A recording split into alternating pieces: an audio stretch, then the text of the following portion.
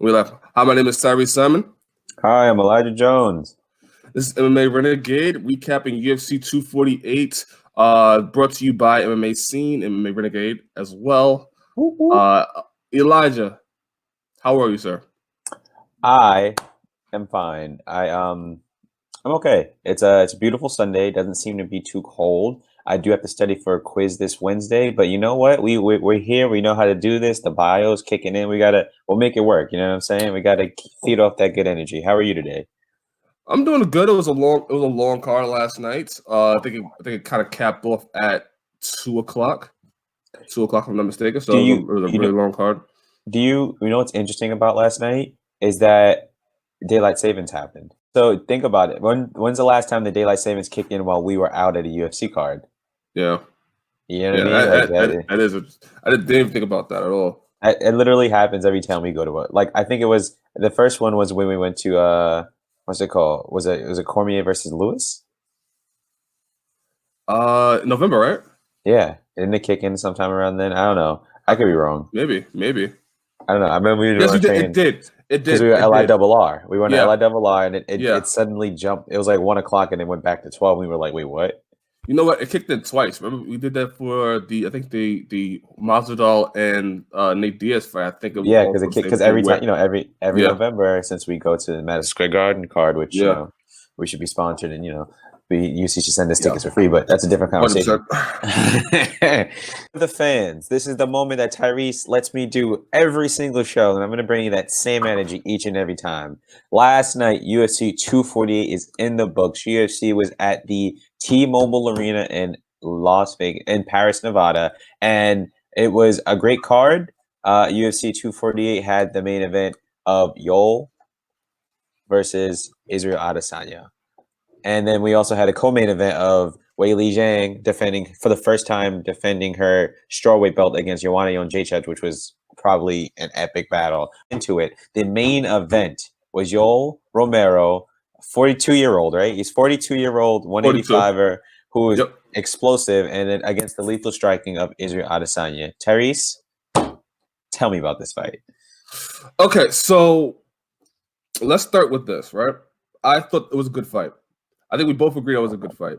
I think people are upset because the last fight we're going to talk before that, the Weili Zhang versus Joanna Jędrzejczyk fight, was as explosive, as exciting as that fight was. Really took the main event down a notch. 100%. That's number one. However, it was a good tactical fight that I didn't think was going to be a war. I didn't think it was going to be a slugfest. I thought that it would be something like this, and that the excitement part was, what if Yoel Romero catches you? What if Yoel Romero is able to grapple? And we've seen that. So it delivered everything I thought it was going to be. What about you? When you see there's fights that we make in terms of being a fight fan or people who follow UFC, not just fans are like, oh, I want to see you, fight, but like people who actually follow people from the start of their careers until, we've been following Israel Adesanya since he got into the UFC, right? And then we've known about Yoel Romero since his first fight in the UFC. So like we've been following these guys, and it's interesting because what you think what could possibly happen is not always necessarily the case. I did initially, we talked about this fight leading up to it. I was like, damn, that's going to be a good fight. It's going to be a good fight. And I'm like, if it's a war, I was like, I don't know, man. I don't know how that goes if it's a war. You don't want a war with Yoel Romero. That has been my thing. You don't want a war with Yoel Romero because that's where he tends to shine. It is, right? But then I was thinking, like, damn, like, is that going to happen? Because Israel acts for this fight. He's calculated. Yoel's calculated because he knows he can't expend his energy super early. He knows he can't do that because he has a lot of energy. He can't do that. So I was thinking, before I watched the fight, I was like, damn, this may not be like the bar burner where they're just slugging. This may be super technical, right? Like, because you have two people you have one person who could end you with one strike. That's just it. One strike determines your fate, right? Then you have another person who pieces you up until he strikes you, and that can be done in 2 to 3 strikes. That can be done in 2 strikes. Very rarely done in one. Very rarely done in one. Possible, but doesn't always happen. So the result of the fight, I figured the way it went is I understand why. I saw what happened. I this kind of went the way I like realistically thought it was going to be. After I had like got the whole like fan vibe out of my head, I was like, okay, that makes sense. This is how it was supposed to go. Yeah, I think we were both in agreement where as soon as the fight got closer, we really thought about this fight as well. I mean, I pretty much, seen it as what it was from like from maybe the beginning. I would say like after you put away that Romero is not a person that really tries to slug it out unless you bring it to him. And the one thing I thought Israel Adesanya would move forward and create it, but I think last night we got a real understanding of like the similarities to how Israel Adesanya is to Anderson Silva. And I mean, it spoke more last night than any time. I think the Anderson Silva fight, especially, you kind of seen it there, where he's not really looking to go forward, he's looking to counter a lot, and looking and what you give him, he'll be able to answer back. This fight in particular showed, the ability to just wait for the counter, and he's not necessarily pushing forward and trying to create opportunities, more as he's waiting for somebody to come in and correct it. I agree with you on the part that he's the mirroring of Anderson Silva, because early Anderson Silva, when he fought like Chris Leben and things, he did. It's not that he pushed forward; it's that he initiated to get the response. He drew out the response in you, and I think that's what Israel tried to do in this fight. It's what you see him wanting to draw out that. But Yoel Romero, the first minutes of the fight, he kind of just stood still like this, and just waited. And I was like, ooh. Is he just side step lateral movement in out in?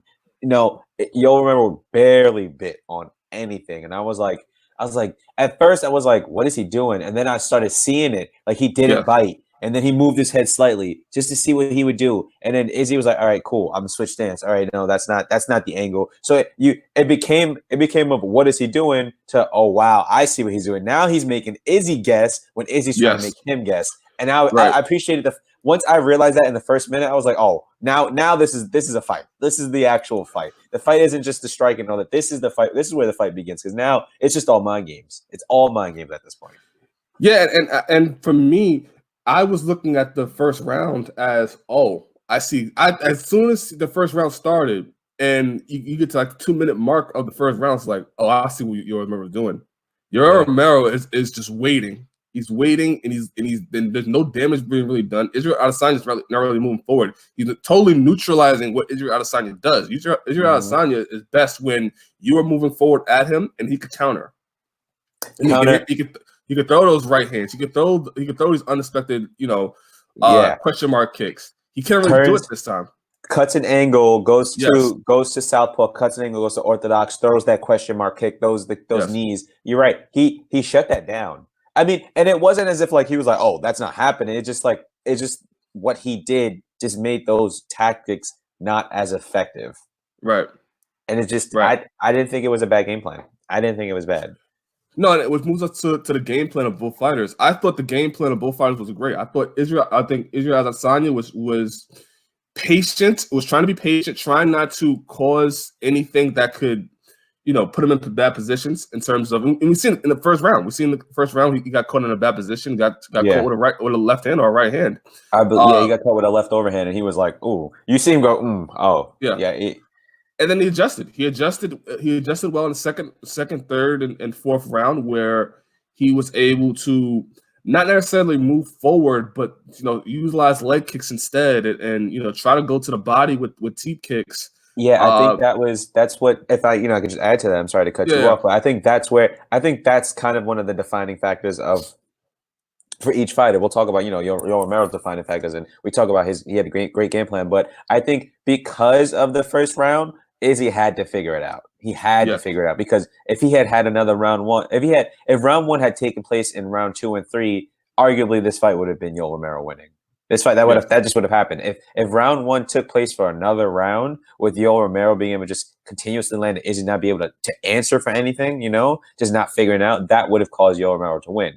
I think the adjustments made for rounds 3 and 4 were what made from the reads from round 1 and 2, and adjustment in 2 and 3 and 4 were kind of what gave Izzy that advantage. Not much of an advantage, but a slight advantage. I think, again, going to the body, the leg kicks, once he was able to find the home for the leg kick that landed on the right thigh, that's when he started getting a little more confident in striking. And then you didn't see him turn in too many, he turned the angles as usual, but that he couldn't do that this fight. He couldn't do that as much. So he realized when he's not cutting the angles, it's not to push forward, it's to tap him, touch him, make him try to get him to initiate. So it was good. Solid plan. Very, very solid plan. And for Romero, the game plan was to freeze, to not go forward and to wait for Israel Adesanya to come in, because when it came on the inside, that's when Romero had success. Romero had success when Israel Adesanya tried to come on the inside, and Romero would counter. He would try to either it would be coming on the inside and trying to throw a punch, and Romero would counter, or it would be a head kick, and he would blast through the head kick to try to land and something of his own. In the first minute, I just want to go back to something. In the first minute of I think it was 45 seconds, maybe 50 seconds into the second round, he lands another overhand, which he at that point, even after the first one landed, I think at that point he was timing them beautifully. Now, that's something I want to say. He caught the timing for that overhand very, very early, and I do think that if Israel hadn't made the adjustment towards the end of the second round, where he would stay and instead of being in the orthodox position, he would switch to southpaw. That way his lead hand would go like that when that left hand would come. So he would slip outside of that of the middle line, not getting hit with the overhand. That adjustment is what enabled Izzy to be good, because every time Yoel landed that overhand, he backed up. He backed. There was no staying there. Staying there meant you got hit again. That for a fact would have happened. And so I think so. Okay, I'm sorry. No, I was going to say, to your point, in the first round, you see after that left hand hits, you see Israel Adesanya blink multiple times trying to get his vision back. Because it didn't hit cheek wise, right? It hit in this area, and when you get hit in the eye or the bridging, you've been hit with the ball in the face, and it stuns you. Getting punched in the cheek is okay, I hit it, that hurt, but some people can roll with that, which is something interesting, because Israel Adesanya is known to roll with certain types of punches, right? We know that he likes to roll when it comes to straights and jabs, but Yoel Romero didn't throw a lot of jabs and didn't throw a lot of straights, and so that's the interesting thing about this fight too, is that Izzy can usually roll with that, shoulder roll, kind of lean back with the hit, lean back, duck, come up. He wasn't able to do that, and again, I think that's a testament to what the game plan was for Yoel Romero, which was to not bite. Do not bite. Commit when you know you can commit, but do not bite, and force him not to be able to be super, lengthy and rangy. You want him to fight you. You don't want to just bring the fight to him. Correct. And I think that was the perfect fight to fight against a counterfighter like Israel Adesanya. Adesanya, he does well when you try to engage. Look at the Rob Whittaker fight. Rob Whittaker's trying to bring the fight to him, and Israel Adesanya's able to make beautiful counters. Same thing for the Derek Brunson fight as well. Derek Brunson's trying to go for a takedown and sprawl, and Adesanya was able to throw the knees up the middle, and it changed the fight. So it's to beat somebody like an Israel Adesanya, you have to neutralize what he does as counterfighting. So you have to pick your shots. You have to pick your shots wisely, which I thought Romero did. And I think people criticize both. They criticize Yoel, they criticize Adesanya, they criticize Yoel Romero for not, being the brawler and not, which is nothing. He's never been a brawler unless you bring the brawl to him. And Israel Adesanya, they criticize him for being what he is. He's a counterfighter. Yeah, it's interesting, right? Because you have the highlights depict one guy as an absolute fucking monster, right? Just mauls you, right? But they don't, and then the other guy is like this super technical striking god, right? This is what we're painted in the highlight, which is true. Like, these guys are gifted and talented through the highlights of their career, but at such a high level, mistakes cost you, right? And you want to be on your best in your game. And if you look at it, Israel Adesanya is a counter striker. Like, I wouldn't say that's all he is, right? But when it comes to being able to move on his back foot, cut angles, his game plan or his striking is designed for you to make a mistake so he capitalizes. Now, that's all striking, right? That's let's say boxing, all that. You know, you want to make sure your opponent makes a mistake. But what Israel does is he gets you to bite on feints, draws you in, cuts an angle, and is now able to land combinations, right? Or able to use his range. And when it comes to Yoel Romero has never been this guy who just swings, coming at you and swings. Yoel Romero is, all right, cool. Like we're going. You throw a punch, bam, catch you. He's a very much I catch you when you least expect it kind of fighter, and it's been the story of his career because he's been super successful. We look at Chris Weidman, we look at Lyoto Machida, we look at a list of people who future champions that he's just been able to beat because of his style. So I don't think you should be upset. I don't think fans should be upset with what they got last night. I think it was super technical. I think that fight required what it did from both men. I do wish you maybe another round or so, sure, but like it's a 5-round fight. No, I thought it was a good fight. And especially when, like you said, the feints of Adesanya is what creates the counters. Like so, even in the feints, it's just the feints are just used to make people react to it, so he could counter with either a right hand or a left hand or whatever he wants to do. Yes. So it's like even in that, when you look at how you may compare Adesanya's fights to a Derek Brunson or Adesanya's fights to a Robert Whittaker, it's more or less the feints of what he's doing that made them react to it. That makes Derek Brunson go for a takedown. That makes Robert Whittaker go on the inside and try to brawl with Adesanya. That's what the feints do. That's it. Yeah. It's a great game plan. It's a great game plan. It was a great game plan by both. Okay, so now let's get really into the fight now.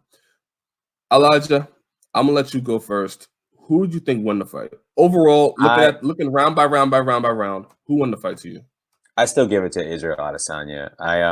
I think Israel did enough to retain his belt, and I don't think it's not that I think he did enough to retain his belt, and it's not that I don't think the output of Yoel Romero wasn't enough.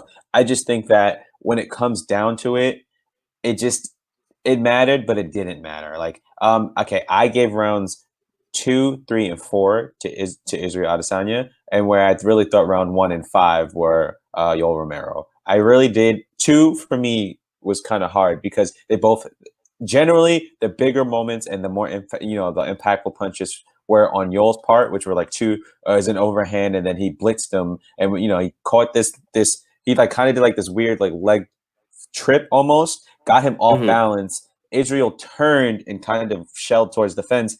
Yoel swarmed him. I thought that was beautiful, right? I want to say out of maybe like 4 or 5 punches he threw, maybe 3 at the most landed, which is really impressive because a lot of people aren't. He's able to get out in time, which I thought was like, oh wow, he actually landed a little bit.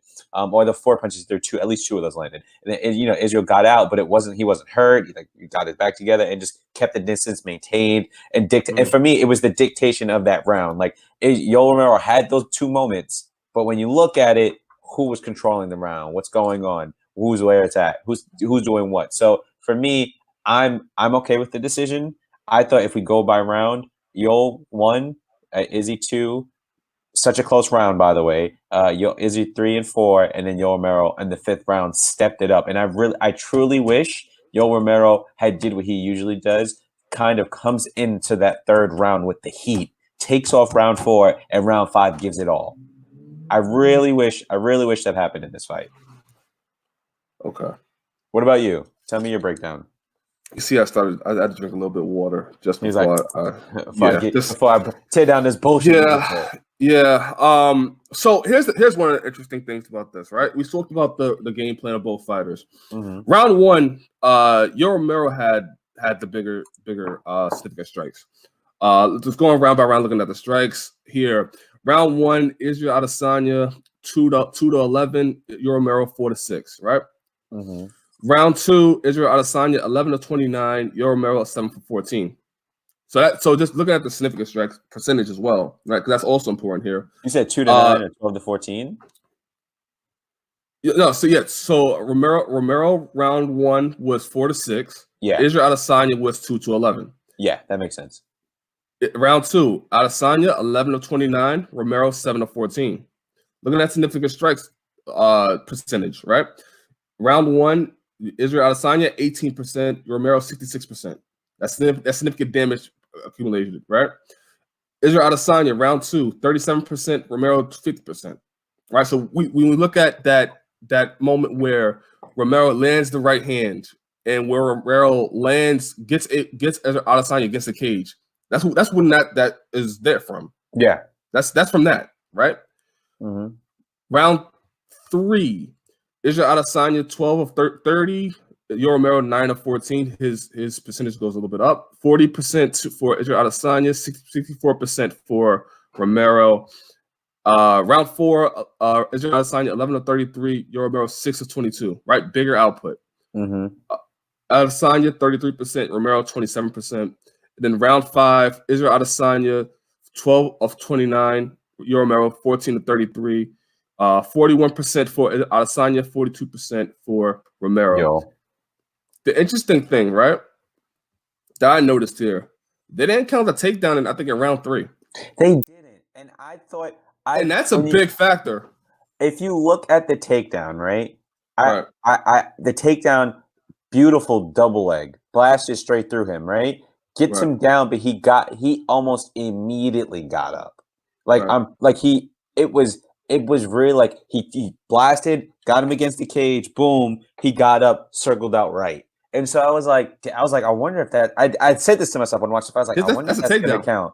That's a takedown. Now it's interesting, right? Because some people regard the takedown as getting the takedown and the control, because they link the takedown with getting the control, or some judges link that like, oh, that's a takedown. Now I personally would have. I think I would have scored that as a takedown.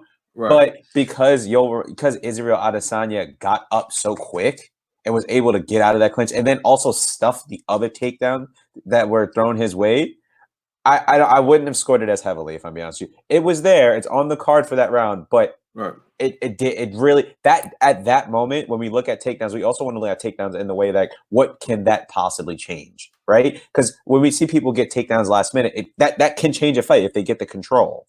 But if you don't get the control, it's like, okay, so that I hear what you're saying about the takedown and how he didn't get control of it. However, that's still a takedown. He still took Adesanya down. He still got his butt to the mat. That is still a takedown. It is a takedown. When you look back at the Henry Cejudo and Demetrius Johnson fight, that comes to mind. Henry Cejudo did the same thing to Demetrius Johnson. He wasn't able to control him, but he was able to get him down. His butt touched the mat. He got him down. That counted. That counted as a takedown. Here's the counter arguments to that, because the ones that were weighed heavily in that second fight were the ones where he controlled DJ. The ones where the takedowns that he scored where he got him up and popped. Yes, he did. There was Henry Cejudo was able to control Demetrius Johnson a few times, and that was the defining factor of the fight. Split second. No, it wasn't a split second, Tyrese. Go back and watch that fight. There's a few moments where and this is what changed the fight, right? Because Henry Cejudo, once he took him down, he literally said himself, it wasn't about just getting the takedown, because he knows that Demetrius Johnson is going to get back up. He said, get the takedown, secure the takedown, and control him. That's what he's like, stop him from getting back up. And you see a lot of those takedowns weren't double legs. They were almost trips. They were like inside trips, or like he would step to the side and pull him down, and then he would try to control him. And we know that Demetrius Johnson is such a great wrestler, but what Henry Cejudo was able to do, it was kind of make him work for a little bit before he got back up. Now, there were definitely takedowns that he were split and he got up, but for the most part, the ones that were scored heavier than the others were the ones where he was able to control Demetrius Johnson. And we're not talking about Khabib Nurmagomedov control where he's wailing on you. It was I take you down, and now I'm in your guard, but you're doing what I want you to do. Okay, so from my understanding and my memory of the Henry Cejudo and DJ fight, the second one when Cejudo won the title. Yeah, that fight, Cejudo got almost the same exact takedowns that Romero did. And it counted, because I remember it distinctively. DC is calling the fight, and DC is reminding everybody that is a takedown. Not even though DJ is getting right back up the second he gets taken down, that still counts as a takedown. I remember instinctively DC saying multiple times in that fight when Henry Cejudo was able to take DJ down, he was able to snap right back up. As soon as his butt touches to the mat, he said that counts as a takedown. Well, so I remember that happening. Well, okay, so then let's ask this: are you just because someone gets the takedown for you, does that signify them getting the advantage, even if nothing is done with it? Because I think that's the question now, is whether or not just because you got the take.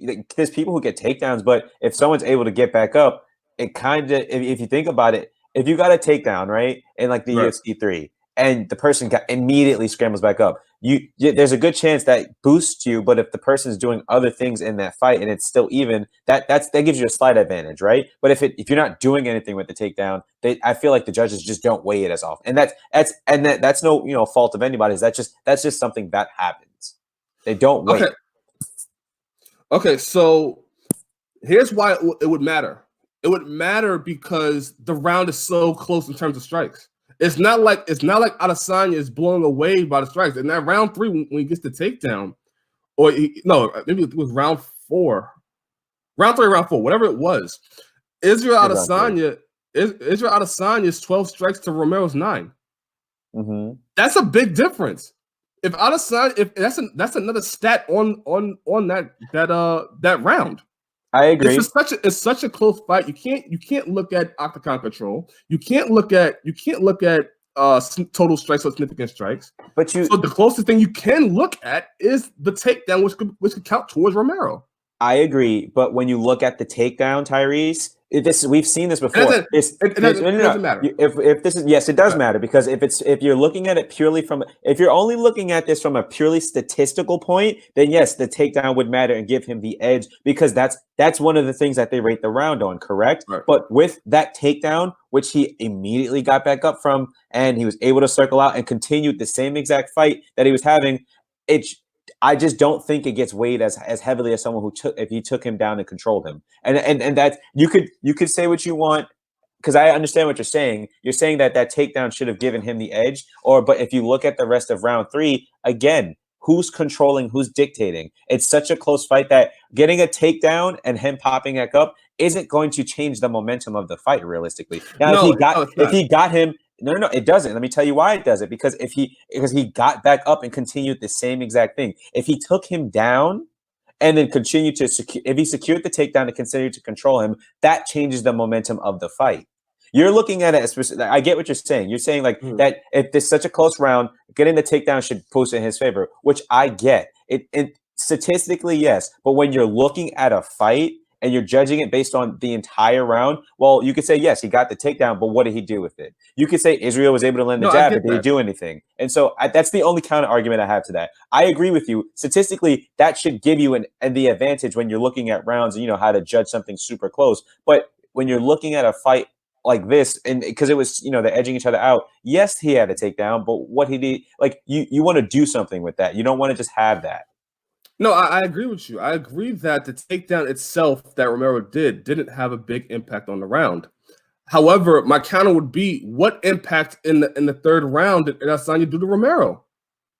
There was nothing other than the total strikes that Adesanya did, 12-9. There was nothing really significant in that third round. So you have to look at all the stats. You do. I'm not saying you don't have to look at all the stats. I'm saying, again, that round was still Israel Adesanya's round. Regardless, no, I'm not trying to sway you off of that. All I'm saying is I'm looking at different aspects of it, and for you to not even count the takedown in round 3, that is a portion of the fight. And granted, it's a close fight. It's 12-9. The takedown really wasn't really what it was, but it does matter. I'm not saying it doesn't. I do think it becomes. I told you this too, though. Judges don't see that take as a takedown, or some people won't label it as a takedown because he got back up so quickly. And his butt was at literally at the crack, and it comes back up. And so that's why it's hard for them to actually give takedowns for people. And I don't think it was fair to not give him that takedown. But realistically, I understand. Huh? His butt was at the crack. It's funny. All right, so yeah. Okay, so moving forward, this is why I scored it for Romero. You have it for Adesanya, I scored for Romero. I had Romero round 1, 2, and 5. Reason why is because round 1, I thought the significant strike in the moment of that round was Yo Romero. Romero lands that left hand, causes Izzy stuns Izzy Adesanya, and you see the result of it, right? That was a big moment of round 1. Round 2, similar, the same thing. Romero catches Romero. Romero catches Adesanya. Sorry. Israel Adesanya is doing better in the second round. He's feinting a lot more, but he's also moving forward a bit. He's throwing teep kicks. He's not really doing anything with it. He's throwing feints, but he's not really doing anything with it. And for Romero lands a right hand. He lands the leg. He lands the leg kick, or he grabs the leg of Adesanya. Adesanya goes to the cage, puts his back against cage, and Romero unloads a little bit, right? Oh, round 2? Yes, round 2. Round 2, he did it's almost like a foot kind of trip. It's like a weird trip. I thought he was trying to do an ankle pick or something. No, he didn't. He because your lead leg is out. He kind of it's like how you were going for like a low calf kick.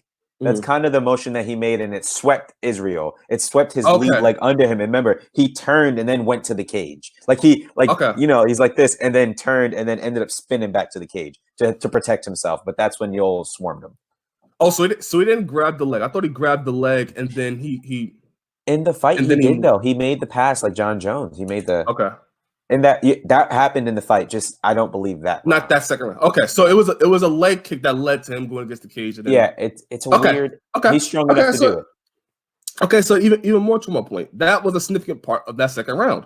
The second round, you could say the most important significant moments in that round was Romero landing that right hand, and B, Romero landing those shots in the cage.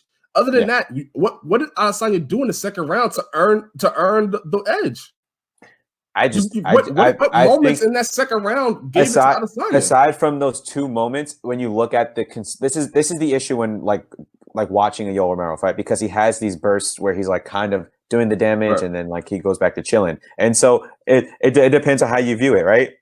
Yeah. With the fight this close too, you're like what happens? Like you're looking at what has to define the round in order to give it somebody. And yes, if you're looking at it linearly from the 5 to the 0 minute mark, yes, Yoel Romero has these two blips, right? That in theory should give him the edge. But then for the most of the other round, it's super even, and it's Israel leading the dance. Not significantly where he's like, oh, doing this, but it's Israel kind of dictating, like, I'm trying to get you to go this way. Like, so it depends on how you look. It depends on how you viewed it, if I'm being honest with you. Yeah, but how you can't really count feints. Like Israel. Well, I didn't say. No, I understand. I understand what you're saying. But like, I'm telling you what he did in the second round. Second round was mostly feints. It was mostly feints and leg kicks. Yeah, but how does that weigh more towards you getting punched in the face? And then you caught in a compromising position where you're against the cage and you're getting touched. Yeah, how does that compare? The fact that he exited that, and then I'm just gonna put this out there: the fact that he exited that exchange and was fine, didn't have wobbly feet. That I'm telling you, they're looking at all aspects. I didn't say it wasn't. Yeah. I didn't say it wasn't. But if you're looking at a fight linearly from 5 minutes to 0 minutes, Tyrese, and you have these two moments where he's landing the significant damage, but for the rest of the time it's even. It's like, yeah, I get that you would give the edge to Yoel because it's completely even for the rest of the time until he's able to do that. But it's also Israel Adesanya he's not really hurt and he's not damaged, and he starts landing more, and at towards the end of the round his output isn't overly like crazy, but he started landing the leg kick more. You see him starting to find the home. So again, yes, I get the point for Yoel to get the round, but I also understand why Israel Adesanya got the round. Okay, my argument to anybody that's watches this stream, and I think our subscribers, I think people that watch this show, I ask you, what in the second round did Israel Adesanya do? Take the feints out. He didn't do anything with the feints. He was feinting, trying to get on. He was trying to get Yoel Romero to bite on him. He didn't get Romero to bite on him. He threw leg kicks. Leg kicks we've seen in the past doesn't get the much respect as headshots does. We've seen it. We have a history of it. And especially in Las Vegas, we have a history of headshots not being equated like leg kicks are, right? And the leg kicks are. You mean leg kicks not being equated as head kick? Leg kicks not being equated as headshots. Yes. Reverse that. We've seen that. We've seen that in these moments where Adesanya is trying to throw feints and stuff like, and the more damage, maybe not stun him, maybe not put him away or get him in trouble. But the most damage effective was Romero in the second round. But also, when you look at it, I think his strikes were more significant, correct? But when you look at Israel Adesanya, it wasn't like, again, it just happened to be that Yoel Romero landed in these two moments, and then other than that, he kind of just waited and moved. And I'm going to tell you, I'm not disagreeing with your point, but I'm telling you that's what happened. Like you're seeing him having those moments and him waiting as him not doing anything. And I don't disagree that it was a brilliant game plan because he didn't bite, but in those moments of waiting, he also took some hits. And again, you can't. Las Vegas, not Las Vegas, Paradise, Nevada. This happens. This can happen on the judges, and that's what swayed it. I'm not saying it's right. I'm not saying it's wrong, but it's unfair for you to say what did he do to win the round when in reality, I mean, it's not. Besides those two very big moments, what else did Yoel Romero do? And that's the thing. I'm sorry to cut you off. That's the thing. They both had this similar output. Maybe three strikes more that maybe goes towards Adesanya's favor. Yeah, Adesanya's favor. But the most impactful moments of that second round was Romero. We could talk to what we're blue in the face when we talk about the round two. I'm just going with what I've seen, going with the stats shown. And just when you look at that second round, I implore anybody out there, tell me what Adesanya did in that second round that was more impactful than what Romero did. It's interesting. I give it to you because it's true. I guess you can say that, but if you really think about it, it wasn't like Israel Adesanya was hurt, and that's going to be the kind of argument. So when you say I implore you to find something that he did, it's not that you want someone to find something that he did to deserve him to win a round because he fought the round, he did right, stuck to the game plan, he did the leg kicks, Yoel Romero didn't bite in the face. Just what you should ask is, what defined that round for Israel Adesanya? That's the better question. I wouldn't just necessarily say what was more impactful because he did what he had to do in that round. It's what defined that round as being won for Israel Adesanya. I think that's a better question. That's a better. Yes, I think that's a better question, and I think like what we got to define damage and significant effectiveness is not just you getting stunned or exactly. Yes, I agree. It's landing the cleaner shots, that can have significance. Like we equate more head strikes than leg kicks because we know the accumulation of leg kicks are not as significant as accumulation of head strikes. And it's interesting, right? Because when you hear those strikes land, you're like, damn, that hurt. But like generally leg kicks add up as opposed, and this head strikes add up too. But with head strikes, you have the ability to knock someone out. With leg strikes, usually the damage accumulates over time.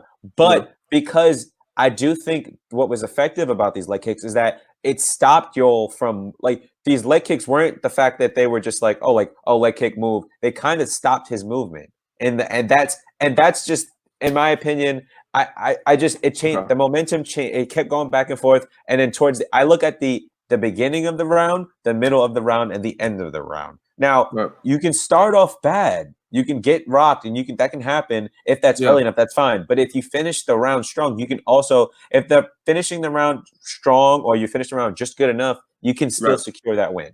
And besides that round, and that's what happened. You think that what happened in this fight? I think that's what happened in round two. I 100% think that's what happened in round two. Israel finished off that round better than he started. Okay. All right. Listen, I laid my thoughts, my opinion on the second round. You can look at the second round and think of what I said, think of what Elijah said, and try to compare the two. I just know what I saw. I know what the stats show me. I know.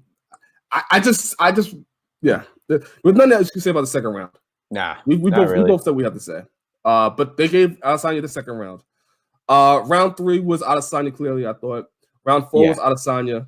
And then round 5, I gave to Romero. I thought 100%. Romero landed the better shots, and he ended the round strong. What he was able to do in round 5 was he landed, and it wasn't that he was it was interesting because he pushed forward, right, and he didn't bite on feints. And so when Israel would try to turn angles, he would follow him. He didn't stay directly in front of him, but the way he followed him was actually pretty impressive. And I thought, and again, this is my thing, right? If he had just given if he had given us the typical Yoel, right? We know that Yoel in the third round is probably the most dangerous motherfucker of all time. If we had got a round 1 Yoel Romero, a round 2 off, round 3 Romero, round 4 off, round 5 performance that we got, Yoel Romero would be middleweight champion. He would be middleweight champion. Well, here's the thing, right? So on the broadcast, and I'm seeing on Twitter as well, people had Romero up 3-1 going into the fifth round. People had it going 2-2 in the 5th round. Yeah. So when we talk about who didn't win the second round, there's people out there, MMA purists, MMA fighters, MMA media, that had it going 2-2 or 3-1 for Romero. I said I wouldn't say 3-1 Romero. I had it. If you kind of take down, takedown. If you counted the takedown, which realistically, it's a takedown, but you didn't do anything with it. You can count the takedown, but it's still a stat you put on. It's a stat, but in terms of fighting, it didn't really do much. If I'm being honest with you. But bottom line is, and I was like, realistically, based on the recent judges and what's been happening, I said the best case scenario is 2-2. And a very biased scenario, which was possible, was 3-1 Israel Adesanya. The realistic, when I was watching that last round, I said to myself, this should be 2-2. This should be 2-2, but I can see why they would give that second round to Israel, because I gave the second round to Israel.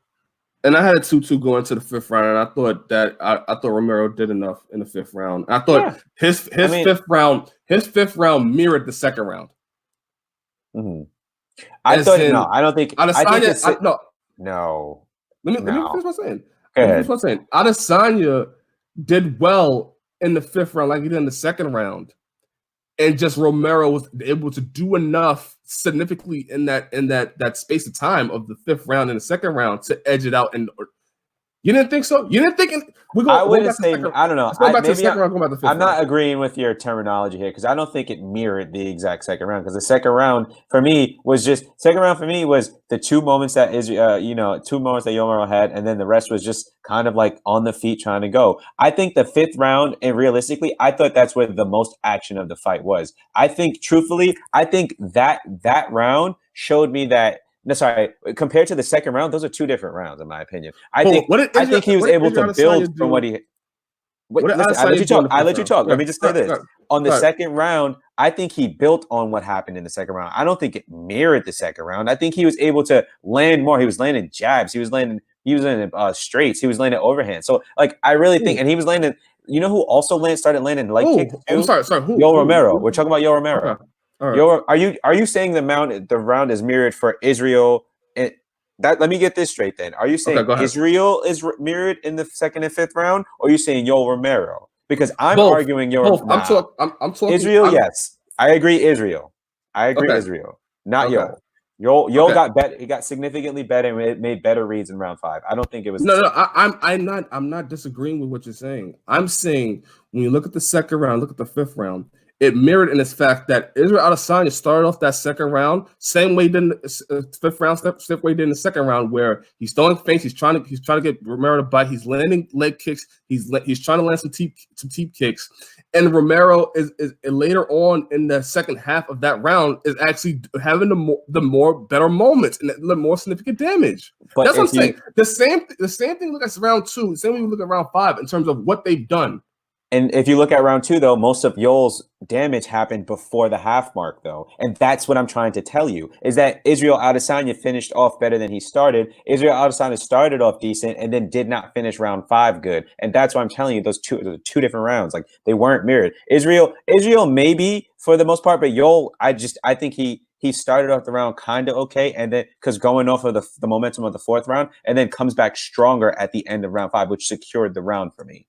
In round 2, he started off stronger, and then towards the end of that round, it was Israel. I thought Israel was winning it.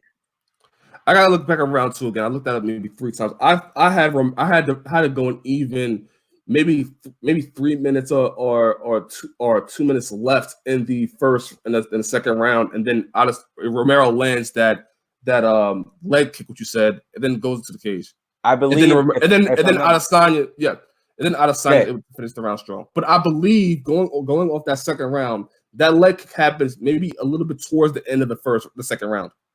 That's what I'm saying. Same thing, similar to this 5th round where Romero had the more big impactful moments in the 5th round. Mm-hmm. Nobody has yet to tell me anything in the second round that Adesanya did that was significant, other than what Romero did. I mean, if I'm being honest with you, it wasn't. I mean, he had those 2 moments, and I agree that should have defined the round. But realistically, there weren't many moments in this fight besides round 5 that were like super. Oh well, this is kind of a fight. They kind of didn't engage as much as you would have thought would have happened. If I'm being honest with you, I understand the point you're trying to make, Tyrese, but yeah. I mean, realistically, there weren't many moments in this fight. So the fact that Romero has the more moments, yes, and that's why I'm not disagreeing with what you're saying, but realistically. It's just a lot of people aren't aren't gonna do that. We're gonna disagree on this. I know we're gonna disagree on we very much are. But that's my reasons. That's my reasons that I have for Romero, and you gave your reasons. You could listen, fans. You could look at this and say, Elijah's right or Tyree's right, but you can't say that this fight was anything but It was boring. I thought this fight was in many ways very interesting because it was very interesting because because in any moment it could have gone either way. Pretty much. So, yeah, I have Romero 1, 2, and 5, and you have Adesanya 1, 2, 3, and 4. So, yeah. But moving on to the next fight. Probably one of the greatest mixed martial arts fights I've seen in a while. Weili Zhang versus very true. Title fight is that. You rarely get title fights. That was this high quality. Gustafsson and John Jones comes to mind. Israel Adesanya versus Kevin Gastelum comes to mind. But this one is right up there. Weili Zhang defeats Joanna Jacobs by split decision. Talk about somebody that has gone through adversity with probably her toughest matchup to date on a big stage and was able to deliver for 5 rounds. Yeah, for 5 rounds. That was my biggest thing. I said whether or not she could last the 5 rounds, because if she could, then she wins. If she couldn't, Joanna drags her into the waters, and she did. I remember I was out, and I remember just like putting my phone away for 2 seconds, and I looked back at it, and I saw this huge hematoma on Joanna's face, and I was like, yeah. So I just want to go back and say, so the moment where Israel Adesanya gets clipped by Yoel Romero after that sweep is at 2:05. 2:05. Okay, so I'm close to it. So it's close towards the end. It's a little bit after. It's after the half mark, and then for the rest of the round, you see him landing those leg kicks again. So I get what you're saying. I'm not again. I agree, but that it lasts 4 seconds. He backs off, and then they get right back to the middle, and then now you just see Israel kind of pushing, trying to get the round back to his favor. You know what? I want to ask the viewer that's watching: who would you have? Did you have Romero winning that fight, or did you have Adesanya? Because I clearly think Romero won round 1, 2, and 5. Elijah thinks he won 2, 3, and 4. Right? Yeah, I think Israel won. But let's not take away shine from the women. Yeah, of course. The women, phenomenal. Phenomenal. My goodness. I mean, I was really impressed with Joanna too. I knew what Weili Zhang was going to throw, but realistically, I don't see too many women who can beat Joanna in this division besides her, maybe Rose, and then maybe Tatiana Suarez. Those are the 3 people I'm going to say can beat Joanna. In my opinion, no one else in this division beats her. That's how good Joanna is. And I was way impressed by Weili Zhang. The combinations she was throwing, and the power, the raw fucking power. You know what it is? Going looking back at this fight in the first round, I thought what Joanna came out very strong, very, very strong. She was able to counter. She found the timing of Weili Zhang pretty early. Mm-hmm. And I think the turnaround in the first round, I thought Joanna was piecing Weili Zhang up a little bit in maybe the first second minute of the first round. She was getting the better of those exchanges. And then I think it just turned into Weili Zhang understanding the power of Joanna and able to counter that constantly, like the accumulation of damage that Joanna took in terms of trying to get on the inside and trying to strike with Weili. And it's crazy, right? Because the foot movement. I think part of that is because of the leg kicks that Weili Zhang instilled in the fight. Yeah, but like Joanna started off with great movement, and then from the leg kicks from first round to second round, just wanted to stand and trade with Weili Zhang. And Weili Zhang was able to get on the inside, which I thought would be a big problem with the reach advantage of Joanna, and was able to go on the inside and take one to give one. Tough. They're just so. I mean, honestly, this is candidate for fight of the year. I'm gonna tell you that right now. This is candidate for fight of the year. We're in our third month of UFC of 2020, and this is candidate for fight of the year. Arguably, this might have been one of the best fights to date. Arguably, yes, it's one of the best female fights I've ever seen. Yeah. One of the best. One of the best. I mean, they went at it, and in round 5, right? I love this. At the start of round 5, because Joanna doesn't sit. She didn't sit when they, at the end of round 4. Her coach came up. She put her leg. They stretched her leg on the on his shoulders, and then they went back to it. And I was like, yo, these women right now at 115 are some of the best fighters I've ever seen, in my opinion. Some of the best fighters I've ever seen and watching UFC. I think low key one of the best divisions in the UFC. And because remember when it started, Joanna was so dominant. It was like, wow, like these girls really have to there's gonna have to be a gap that they can overcome in order to beat her. But now she has the competition. It just changes the division. So I'm gonna throw some stats at you. Ready? Mm-hmm. So in terms of total strikes thrown, not landed but thrown. Total strikes was 768 combined with both females. 768. Damn. 768. In terms of landed between both, 351. So you think about the volume and the output that both these ladies did was incredible. 768. That's just thrown. That's crazy. That's just crazy. You don't see that in many. You don't even see that in I want to say 80% of the male fights that occur. Let me give you some even better stats, right? First round, Weili Zhang 30 significant strikes. Joanna Jędrzejczyk 30. So they're 30 for 30. Weili Zhang had more thrown at 76. Joanna at 64. Round 2, Weili Zhang 20 of 65. Joanna Jędrzejczyk 32 of 62. Right, so Joanna wins that. Was edging out that second round. Round 3, again tied. 38 of 73, Joanna's 38 to 76. So just looking at that number, right? So now you have 2 rounds where they're virtually identical in terms of significant strikes landed, and in the third round, almost virtually identical in terms of strikes thrown. Yeah. Round 4, the same thing. A little bit different though. Weili Zhang 40 of 91, Joanna 40 of 79. So Weili Zhang, you see, as the rounds get more and more, she's able to throw a bit more output. Yeah, she's getting better than she did in the first and second. I know. It seemed like not that she was nervous. It seemed like she had to get, and she wasn't a slow start either. It seemed like she had to just be there. But for some fighters, they have to just be there in order for it to all right, now we're going. Joanna has made it there. So that's why it's nothing new now. She knows how to start it. She knows how to finish it.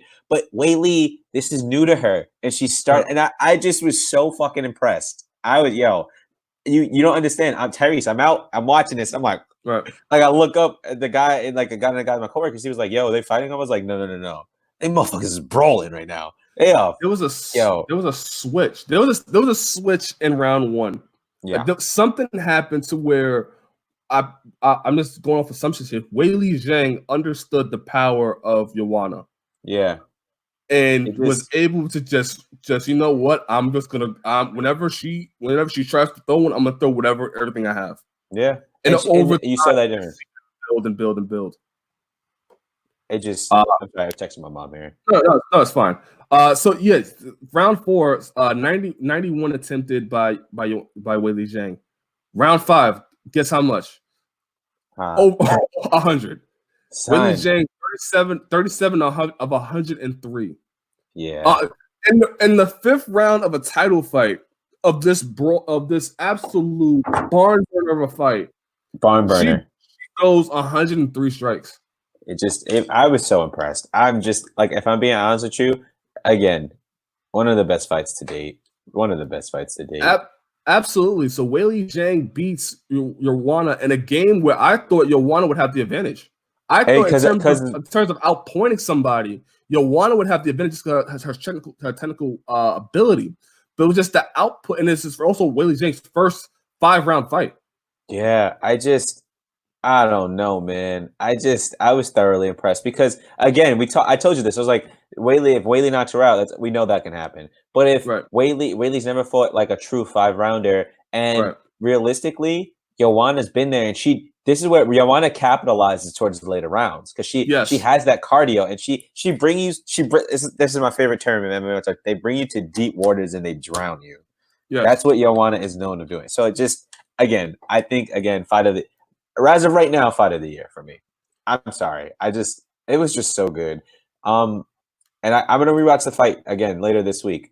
And I'm going to see how I still feel about it, which I think I feel pretty confident about. I'm okay. Yeah, I'm pretty confident in the decision. Yeah. I do think when it comes down to it, you look at the damage, you look at what's happening, you look at the momentum, such a close fight. And Joanna was landing too, but I think Weili Zhang.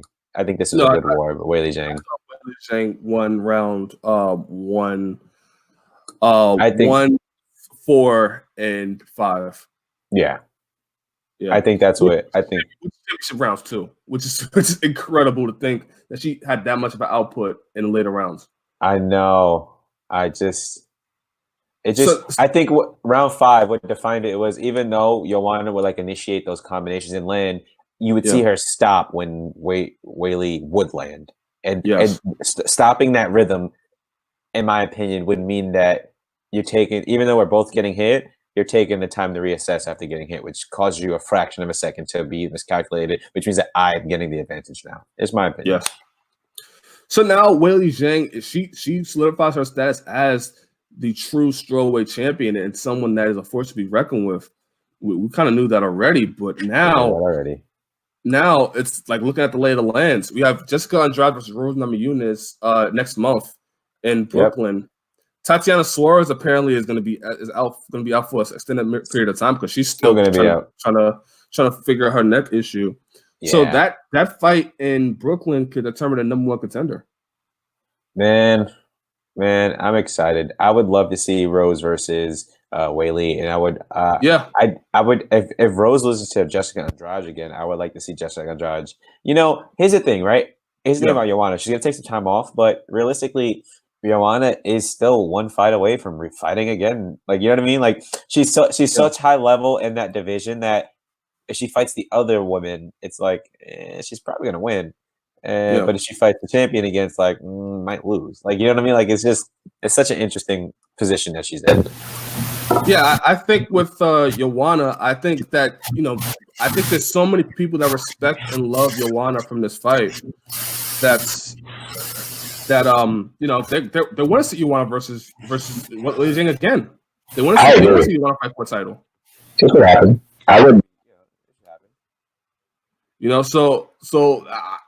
Joanna could face the loser of Rose versus Jessica Andrade and be right back in there for a title shot in the future. I can see it. It's inevitable, if I'm being honest with you. After we see magic like this the first time, and we are always going to win it the second time. And because she's such a high level and greatly skilled, it's going to happen. And for Weili Zhang, now we said last time when she won her fight that she's a star. Like this time she's a mega star. Like everything going with the coronavirus in China, with her difficulty in having to travel to China to Thailand, I believe, and then go from Thailand to Abu Dhabi, and then go to Abu Dhabi to Las Vegas to finish the training camp. That's hard. And with everything going on with our family back at home and everything that's going on, and you have Ioana and Jacek taunting you and saying things that are demeaning and just hurtful. Yeah. And for her to able to rise to the occasion, UFC has a big starter, and I believe in the I think the Chinese version of Google in China, she has more searches than the coronavirus. She's again. We knew she was a star. Once she won, we were like, she is going to be something. She's going to be something, and that's what happened. That's what happened, yo. So I mean, Weili Zhang is off to the moon in terms of being a star, and I think we should not see Weili Zhang into maybe November, maybe October. I think she takes after a fight like this, she's gonna have to take some time off. This was hard. This is hard. Yeah, that was hard. I don't want to see Weili Zhang in a fight no time soon. No, I actually am really curious to see the what do you call that? The what is it, Tyrese? The suspensions. I'm very interested in suspensions in the next few days. Yeah, so I believe both haven't sustained significant injuries, but I just think they should take some time off in general. Agreed. Yeah. All right, let's go through the rest of this card real quickly. Beneil Dariush beats Dakar Close by knockout. Classic performance by Beneil Dariush. I was like, whoa, since when did he have knockout power? I was like, he has knockouts, but I was like, what? Yeah. I was very impressed by that. And Draken Close is a big 155er. Yeah. A very big boy. I thought Beneil Dariush had a great first round. Was close to trying to got the body triangle, was trying to look for the rear naked choke. But Dakar Close had great defense. And I thought he would be burned out by the second round, and he was able to come in. He got caught by Close, but Dariush was able to weather the storm. Was able to beat Close. Yeah. I was like, whoa. I thought at first, because I was watching, I was like, oh shit, he might get finished. I was like, damn, Beneil Dariush is pretty good. Like, he's probably gonna try to, go for a last minute, takedown or something, but he stuck it out. Trains at King's MMA. Does he? He used to. Well, he used to. I don't know. Yeah, he does. He does. Yeah, he does. He's at King's MMA with Rafael Cordero. So, and then Beneil Dariush is on a 4-fight win streak. He beat Thiago Moises. I'm saying that name right. Drew Dober, he beat him. He beat Frank Camacho. Now Dakar Close. I wouldn't mind seeing Beneil Dariush fight somebody in the top 15. You know who I'd actually like to see him fight? And this is from purely like a fan perspective. What's his name? Carlos Diego Ferreira, who just beat Anthony Pettis. Nice, I like that. Beating Anthony Pettis means that you're kind of getting towards those more famous people. So fighting Beneil Dariush, I can understand why he'd be like, now I want someone else. I get it. But that would be a great matchup, in my opinion. I don't think Diego Ferreira has more options. I think Diego Ferreira is even though he beat Anthony Pettis, I don't think Anthony Pettis is still a legend in the sport, and he has a name recognition. But I don't think it's the same thing as it was a year or two ago. I think it's dropped dramatically. So I can see Diego Ferreira fighting Beneil Dariush. I like that fight. I really do. That's it. And I think they both should be higher than they are ranked, but it is what it is. Rankings. Neil Magny, your boy, beat Zhang. Zhang, what? Thank you, sir. The Leech. I thought that was a good fight. I thought Leech started off strong in that first round, and Magny had to really figure out, because Magny's a slow start. We've always known that. Magny has always been a slow starter. But if I'm being honest with you, Magny picked it up in the second round and the third round. It almost seemed like he was getting close to finishing him. Yes. It looked like he was overwhelming him. And the pressure he put on him, I was like, wow, he's really doing this. I think what's interesting about Magny is that he isn't one specific subset of a fighter, right? Like, I think when it comes to, like, I guess you want to give him a type, he's a mixed martial artist, because he's doing the wrestling and then the clinch, but he's not just only doing that, right? It's just interesting. I think his style is still this. It's just weird to describe his style. It's not like it's eccentric, but I don't know. It's like he wants to strike, but then goes to the wrestling, but then doesn't look like he's getting the full takedown that he wants. So then like he's not like picking you up and slamming you. So it's like, what are you doing? But you got the guy in a position that's compromised. So like, well, I don't know. It's just hard to say sometimes with him. I thought Nagy did a great job, mixing in his kicks with his strikes. Is able to hide them well, and I thought just overall just pressure and volume. I thought he just overwhelmed the Leech. The clinch. The clinch think, was working around too. I think I like the fight that was proposed. I like Michael Chiesa versus Neil Magny. I like it. I do too. I thought they trained at the same thing, but I think Neil Magny trains out of the same camp that Matt Brown used to train out of. I believe you're right. You're right. Let me just see real quick before we move on. Elevation Fight Team. Elevate. Yeah. That makes sense. Alex Oliveira beats Max Griffin by split decision. I like this fight. I thought it was good. I think Alex Oliveira saves his job a bit. Yeah. What? Of course. He saves his job. He got cut. That'd have been it. And not to say he's not a good fighter, but if he had lost, he'd have got cut. But this also says something for Max Griffin. I think he may be cut. 34 Max years Griffin, old. Which is not terrible for a welterweight division. That's kind of the age, which is okay. But Max Griffin, if I'm not mistaken, is on a losing streak. No, he's officially on a 2-fight losing streak. So he lost to Alex Oliveira yesterday, of course. He lost to Alex Moreno. He won against Salim Amadaev last year at UFC 236. But then he lost to Thiago Alves and he lost to Curtis Millender. So, yeah, I mean, he's in a tough spot. He has wins over Mike Perry. He has wins over, he's fought some great people. But, yeah. I mean, who knows? I think he's always been good. It's hard with this division, right? Because on your best day, you might not be able to beat people, but on your it's just hard. This division is just hard. And then let's keep going down the card. For sure, Alex Oliveira saved his job. 11 kids coming up soon. Brother did it. Did what he had to do. You know what fight I was thinking? I was like, oh, I'm excited. Then I was like, oh shit, it kicked in. Edmund Shabazian wasn't on this card, man. You know what? I was upset with that too. I love Edmund Shabazian. For like 5 minutes, I was like, "Oh shit, Shabazian's fight!" Shabazian that tap, and then I fucking love that kick that he did. I fiend. I fiend about that kick. I love same side follow up. It's hard. It's hard to do, but when you land it properly, it makes it's hard for an opponent to read a same side follow up. So I just thought that was amazing. But it's fine. We had Sugar Sean O'Malley return and beat Jose Alberto Quinones. Which was who looked like he it was a different class. Like Sean O'Malley in this fight just took Jose Quinones to school. I mean, and it's not to say Quinones is not a great fighter, but it just seemed like they were on different levels. Yeah, it just seemed like O'Malley's. I'm not gonna lie, O'Malley's the man. I'm just gonna put it out there. I said what I said. I'm not gonna say that. I'm not gonna say O'Malley's the man. I'm going to say I mean not as the man to be next, but he's the man. After that, I respect him.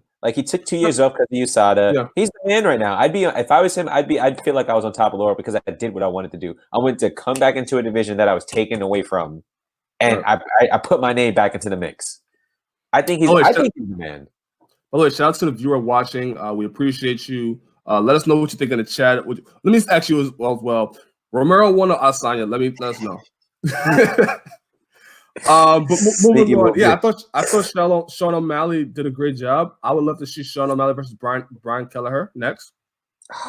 That'd be a great. I was thinking about the other day. I just keep talking. Sorry, I'm gonna go back and pull up the band. Nathaniel Wood versus O'Malley would be great too. I think it's too early for that because I remember how we talk about building up talent and you don't want them to fight too early. I feel like that would be a little later down the line would be better as opposed to right now.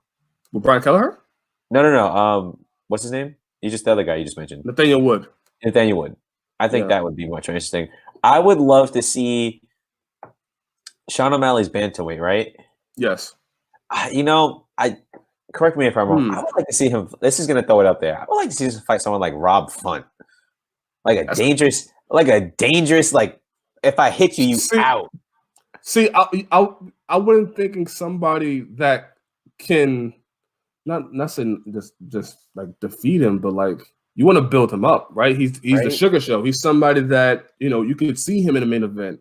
I don't know if you want to do Rob Font right now. No, long time, not right now. Yeah, of course. I want to see him fight someone like Rob Font. Like I want to see how he comes that kind of adversity. You know what I mean? I would love to see that.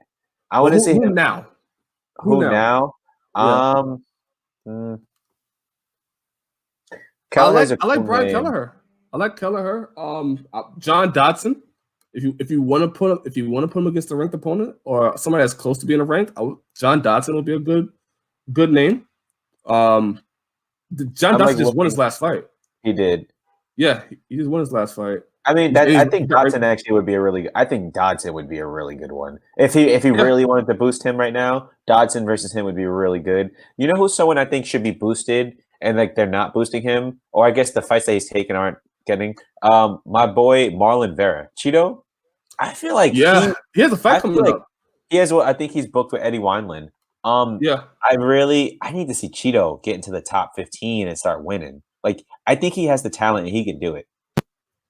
I agree. I think he was ranked. I think they just he's not ranked anymore. Yeah, and I was like, wait, what? Like, no, he is. What number is he? He is ranked 14. I think he should be top 10 in my opinion, but we'll see. Anywho, Sugar Sean, I could see if you're building him now, put him against Dodson. Why not? Yeah. I agree with that. I think you could do Dodson, or if you want to do that fight, you could do Kelleher. I think that could be a great fight too. Yeah, I agree. Moving on, Marco Madsen beat Austin Hubbard. I think this is a great fight for Marco Madsen to get his, being able to go 3 rounds and able to, when your wrestling doesn't work, what you got next? And I think he did a great job. Did you see that slam? That belly to belly. Oh my goodness. Belly to back, sir. No, belly. Yeah, belly to back. Yeah, belly to back. I saw that. I was like, in school they'd be like, "Oh, I'm gonna take you up top." It's like, no, you're not. Yeah. I was like, "Oh, he got taken up top." No, it was a great showing, and again, he's able to now say, I went 3 rounds. Let's see what else I can do and try to figure things out. I think he is, I believe, in his 30s. Yeah. 35. So his clock is ticking in terms of what he's going to do. Yeah. So I would love to see him fight somebody. Again, it gets a little tough, right? Because now he's 35 years old. You got to put him against somebody that can go towards being ranked. Yeah, you got to put him against someone young. You got to do it. You got to do it now. You got to get him ranked because if you want to get the most bang, I hate to say this because it makes it sound like fighters are just like cash cows, but we're going to talk about like the contractors. Right. Like if you want him to be the next person, you got to push him. You just got to do it. It is what it is. Yeah. So I mean, great win. He gets to learn from it, but yeah, the UFC has to start, getting the gears going. I know he had a staph infection that put him out for a bit. But yeah, 35 years old. He has to get going. Mm-hmm. Ronaldolfo Vieira, the black belt. Was it the black belt player? Dude is solid, man. Dude is solid. I know you could appreciate him as a jiu-jitsu guy yourself. You can appreciate the ability of him sliding that arm triangle in there. Tyrese, that motherfucker is strong.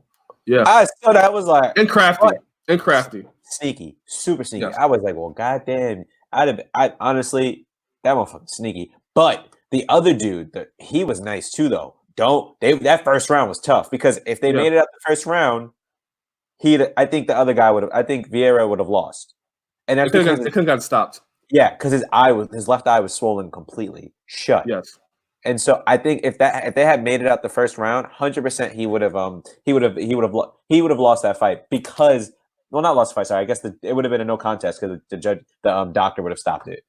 Yeah, I agree. Or I guess no. I guess is it a no contest or would the other guy automatically win?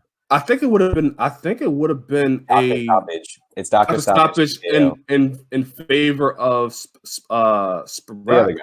Yeah, it would have been a doctor stoppage with the TKO for the other guy. Yes.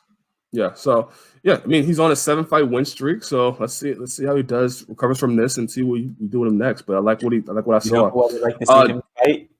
The guy who just won, the jiu-jitsu guy who just won. Shit. And what was the last fight with the bantamweight? With Joe, do you remember? Shit. We'll talk about it next show then. Let me see. Yeah, we'll talk about it next show. Just keep going.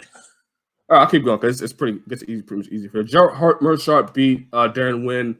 I think me and you can both say that I want Darren Wynn to at least try to go down to welterweight. At least try. I know he's missed weight at 185, but let's see if we can get him a right. Try maybe there's something you could do to fix the diet up. Maybe there's something where you could try to get down to 170, but he just looks so undersized at 185. And I don't see it getting any better. I think he has all the tools. He has great speed for his size. He has great power. He has great boxing. He has the wrestling background. I just think at 185, these boys are too big. And I think at 170, he would have a better chance. You know what's interesting? If he makes that weight cut to 170, does he still have that power and that conditioning? Because he's a small guy, but when he was wrestling, I think he's 185 now in the UFC. But I think when he was wrestling, he was bigger than that. Yes. I think he was big, like closer to 2, maybe 190 in terms of, and it was at like 80, not 80, sorry. It was like maybe 100. I think he was like 190, 195, something like that. But like he was most likely. He was huge, so it's just different. I think if he does go to 170, he risks losing that power. But I think it'd be worth a shot, if I'm being honest. It's not like he's doing terrible. He's not losing because he doesn't have the skill. He's simply losing because we lost you for a second there. Can you hear me?